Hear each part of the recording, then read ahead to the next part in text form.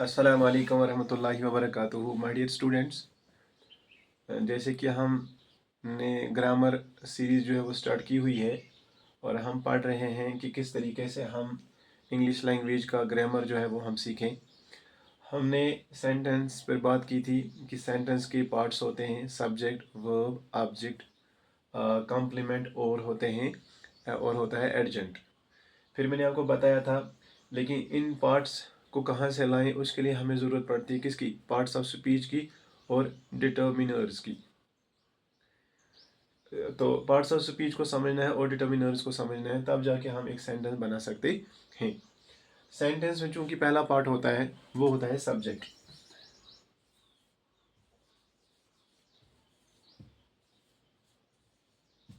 ये जो सब्जेक्ट है हमारा, सब्जेक्ट किसे कहते हैं? सब्जेक्ट वो होता है जो कोई काम करता है या जिसके बारे में कुछ कहा जाए।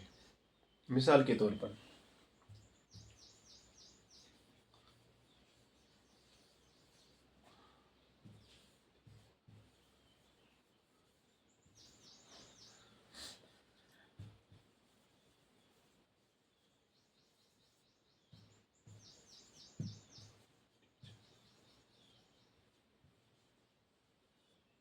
हाँ, आपको मैंने यहाँ पर दो सेंटेंस लिख के दिए। एक है अल्ताफ प्लीज। अल्ताफ प्लीज, इसमें अल्ताफ कोई काम करता है। कौन सा काम करता है अल्ताफ? अल्ताफ प्ले काम, प्ले है इसका काम। ठीक है, तो सब्जेक्ट वो होता है जो कोई काम करता है। तो काम ये है और किया किसने? अल्ताफ ने। तो अल्ताफ को हम बोलेंगे सब्जेक्ट। ठीक। दूसरी बात, यहाँ पर क्या है? Altaf is a teacher. यहाँ पर अल्ताफ कोई काम नहीं करता है, बल्कि सिंपली अल्ताफ के बारे में बताया जाता है कि अल्ताफ क्या है। तो यहाँ पर सब्जेक्ट जो है वो है अल्ताफ, यहाँ पर भी सब्जेक्ट है अल्ताफ। ठीक है, लेकिन फ़र्क क्या है? फ़र्क यह है कि यहाँ पर सब्जेक्ट कोई काम करता है तो काम करने वाले को हम सब्जेक्ट कहते हैं, और यहाँ पर सब्जेक्ट के बारे में कुछ बताया जाता है कि वो क्या है। वो टीचर है, वो स्टूडेंट है, वो बॉय है, वो गर्ल है, वो क्रिकेटर है, वो म्यूजिशियन है, कुछ भी है तो उसके बारे में बताया जाए तो तब भी सब्जेक्ट होता है जिसके बारे में बताया जाए।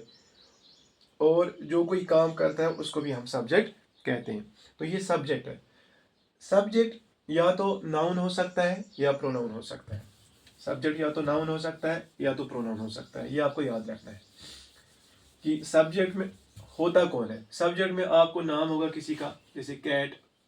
कैट कोई काम करेगी या कैट के बारे में कुछ कहेंगे तो कैट सब्जेक्ट बनेगी। डॉग, डॉग कोई काम करेगा, डॉग ईट करेगा, ड्रिंक करेगा, जंप करेगा, बाइट करेगा, तो डॉग बनेगा सब्जेक्ट। या डॉग के बारे में हम कुछ कहेंगे, डॉग की 4 लेग्स होती हैं, डॉग ब्लैक होता है, डॉग वाइट होता है, डॉग फास्ट दौड़ता है, तो डॉग के बारे में। मैन कोई काम करेगा, बॉय कोई काम करेगा, तो ये सब्जेक्ट है। या बॉय के बारे में कुछ बताएंगे। इस तरीके से स्टूडेंट होगा, टीचर होगा, ये काम करने वाले हैं या इनके बारे में कुछ बताया जाए तो ये सब्जेक्ट बन सकते हैं। तो ये नाउन है सारे। ये क्या है? ये नाउन है। लेकिन अब हम इनका प्रोनाउन इस्तेमाल कर सकते हैं। कैट का हम इट इस्तेमाल करेंगे, इसी तरीके से डॉग का हम इट इस्तेमाल करेंगे या दिस इस्तेमाल करेंगे।